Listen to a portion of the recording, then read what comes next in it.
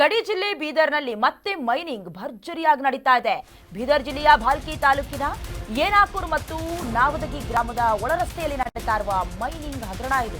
ಬೀದರ್ನಲ್ಲಿ ನಿಲ್ಲದ ಅಕ್ರಮ ಮಣ್ಣು ಸಾಗಾಟ. ಎರಡು ಗ್ರಾಮಗಳಲ್ಲಿ ಯಾವುದೇ ಭಯ ಇಲ್ಲ, ಎಗ್ಗಿಲ್ಲದೆ ನಡೀತಾ ಇದೆ ಮಾಫಿಯಾ. ಭಾಲ್ಕಿ ತಾಲೂಕಿನ ಏನಾಪುರ ಹಾಗೆ ನಾವದಗಿ ಗ್ರಾಮದಲ್ಲಿ ಅಕ್ರಮ ಮಣ್ಣು ಸಾಗಾಟದಿಂದ ರಸ್ತೆ ಹದಗೆಟ್ಟು ಹೋಗಿದೆ, ಓಡಾಡೋದಕ್ಕೂ ಆಗೋದಿಲ್ಲ. ಓವರ್ ಲೋಡ್ನಿಂದ ಗ್ರಾಮದ ರಸ್ತೆಗಳ ಹಾಳಾಗೋಗಿದೆ. ಗ್ರಾಮದಲ್ಲಿ ಎಲ್ಲಿ ನೋಡಿದ್ರು ಕೂಡ ಟಿಪ್ಪರ್ಗಳದೇ ಸೌಂಡು.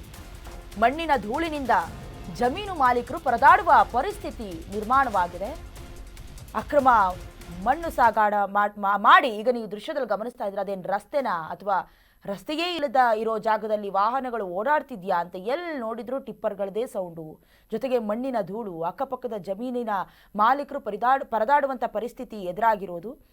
ಈಗಾಗಲೇ ಕೆಲವೊಂದಷ್ಟು ಭಾಗದಲ್ಲಿ ಅಕ್ರಮವಾಗಿ ಮಣ್ಣು ಸಾಗಾಟ ಮಾಡೋದು, ಮರಳು ಸಾಗಾಟ ಮಾಡೋದು ಅಥವಾ ಅಕ್ರಮವಾಗಿ ಯಾವುದೇ ಕೆಲಸವನ್ನ ಮಾಡಬಾರ್ದು ಅಂತ ಹೇಳಿದ್ರು ಕೂಡ ಕಣ್ತಪ್ಪಿಸಿ ಕಣ್ಣಿಗೆ ಮಣ್ಣೆರಚಿ ಅಕ್ರಮಗಳು ಮಾತ್ರ ಎಗ್ಗಿಲ್ಲದೆ ಸಾಗ್ತಾ ಇದೆ.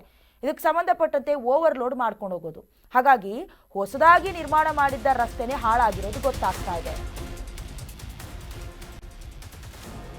ಅಧಿಕಾರಿಗಳು ಬರ್ತಾ ಇದ್ದಂತೆ ಟಿಪ್ಪರ್ ಸಮೇತ ಎಸ್ಕೇಪ್ ಆಗಿದ್ದಾರೆ.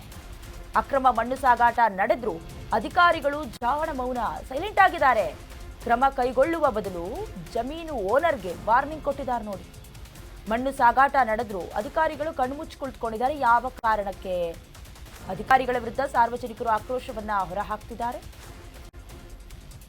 ಅಂದ್ರೆ ಅಧಿಕಾರಿಗಳಿಗೂ ಕೂಡ ಸ್ವಲ್ಪ ಕೈ ಬೆಚ್ಚಗೆ ಮಾಡಿರ್ಬೇಕು ಅನ್ಸುತ್ತೆ. ಇಲ್ಲ ಅಂತ ಹೇಳಿದ್ರೆ ಇನ್ಯಾವ ಕಾರಣಕ್ಕೆ ಜಾಣ ಮೌನ ವಹಿಸೋದಕ್ಕೆ ಸಾಧ್ಯ? ನೋಡಿ, ಅದೇನು ರಸ್ತೆನಾ ಅಥವಾ ಅಲ್ಲೇನು ಓಡಾಡೋದಕ್ಕಾಗತ್ತಾ? ಕಂಪ್ಲೀಟ್ ಆಗಿ ಧೂಳಿದೆ.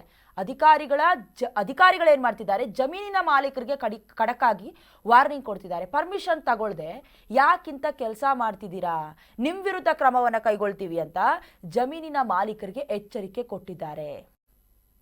ನಮ್ಮೂರು ಗೌಡ್ರಿಯವರಿಗೆ ಜಮೀನು ಕೊಟ್ಟಾರ, ಎಲ್ಲ ಮಾರ್ಕೊಂಡು ದುಡ್ಡು ಮಾಡ್ಕೊಳತ್ತಾರ. ಮತ್ತು ನಮ್ಮ ಊರು ರೋಡ್ ಸತ್ಯನಾಶ ಮಾಡ್ತಾರ. 2-3 ಫೇಕಿಯವರಿಗೆ ಬ್ಯಾಡ್ರಿ ಹಂಗೆಲ್ಲ ಆಗಲ್ಲ ಅಂದ್ರೆ ನಮ್ಗೆ ಪೊಲೀಸ್ ಸ್ಟೇಷನ್ ಕೆಲವು ಕೇಸ್ ಮಾಡ್ಸ್ಯಾರ ಸರ್. ಅವ್ರು ಒಟ್ಟು ಹೇಳಿದ್ ಕೇಳೋರು. ಮೊನ್ನೆ ನಮ್ಮ ಮಂಚೋಳಿ ಟು ನಾವದಿಗೆ ಡಾಂಬರೀಕರಣ ರೋಡ್ ಆಗಿತ್ತು. ಇವ್ರು ಟಿಪ್ಪರ್ ಒಯ್ಯೋ ಕಾಲದಾಗ ಓವರ್ಲೋಡ್ ಒಯ್ದು ನಮ್ಮ ರೋಡ್ ಎಲ್ಲ ಸತ್ಯನಾಶ ಮಾಡ್ತಾರೆ. ಹನುಮಾನ್ ಟೆಂಪಲ್ ಬಲ್ ಬಂದು ನೋಡ್ರಿ, ನೀವು ಒಂದು ಮಿನಿಟ್ ಕೊಡ್ಲಾಕಾಗಲ್ರಿ. ದಿನ ಟಿಪ್ಪರ್ ಒಯ್ದು ಪೂರಾ ಧುರಳಿ ಆಗತ್ತ ಸರ್. ಎಷ್ಟು ಹೇಳಿದ್ರು ಇವ್ರು ಕೇಳ್ತಾ ಇಲ್ಲ ಸರ್. ಇದ್ರ ಬಗ್ಗೆ ಅಧಿಕಾರಿಗಳ ಗಮನಕ್ಕೆ ತಂದಿದ್ದೀರಾ? ಅಧಿಕಾರಿಗಳಿಗೆ 2 ಪೈಕಿ ಗಮನಕ್ಕೆ ತಂದೇವು. ಅವರು 2 ಪೈಕಿ ಸೀಸ್ ಮಾಡಿದ್ರು. ಸೀಸ್ ಮಾಡಿದಾಗ ಒಂದು 15 ದಿವಸ ಬಂದ್ ಮಾಡ್ತಾರ, ಮತ್ತೆ ಬೇರೆ ಗುತ್ತಿದಾರ ಬಂದು ಮತ್ತೆ ಸ್ಟಾರ್ಟ್ ಮಾಡ್ತಾರೆ. ಇವರು ಯಾವುದೇ ರೀತಿಯಾದಂತಹ ಪರ್ಮಿಷನ್ ತಗೊಂಡಿಲ್ಲ, ಕದ್ದು ಮುಚ್ಚಿ ಕಳ್ಳಾಟದಿಂದ ಈ ಒಂದು ಮರಳು ಸಾಗಾಣಿಕೆಯನ್ನ ಮಾಡ್ತಾ ಇದ್ದಾರೆ.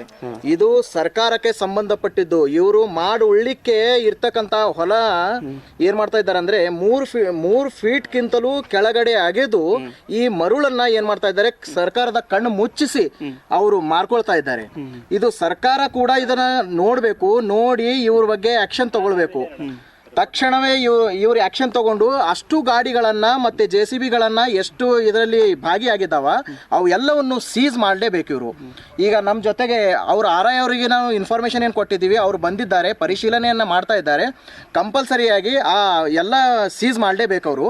ಮತ್ತೆ ಈ ಮರಳು ಎಷ್ಟು ಸಾಗಾಣಿಕೆ ಆಗಿದೆ, ಈ ಸಂಪೂರ್ಣವಾದಂತಹ ಭೂಮಿ ಸರ್ಕಾರದ ಸ್ವತ್ತನ್ನ ಮಾಡ್ಕೊಳ್ಬೇಕಂತ ಹೇಳಿ ನನ್ನ ಅನಿಸಿಕೆ ಇದೆ. ನಮ್ಮ ಊರು ಗೌಡ್ರಿಯವರಿಗೆ ಮಾಡ್ಕೊಂಡು ಅಂತ ಹೇಳಿ ಜಮೀನು ಕೊಟ್ಟಾರ. ಇವ್ರೆಲ್ಲ ಮಾರ್ಕೊಂಡು ದುಡ್ಡು ಮಾಡ್ಕೊಳತ್ತಾರ. ಮತ್ತು ನಮ್ಮ ಊರು